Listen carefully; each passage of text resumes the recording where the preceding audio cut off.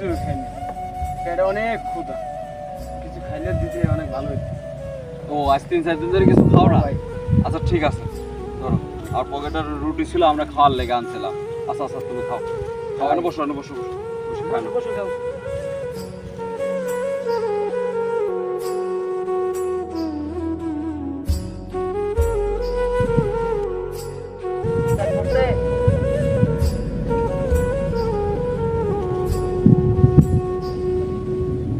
ভাই রুটি তো খাওয়া শেষ, রুটির 10টা টাকা দিয়ে যাও।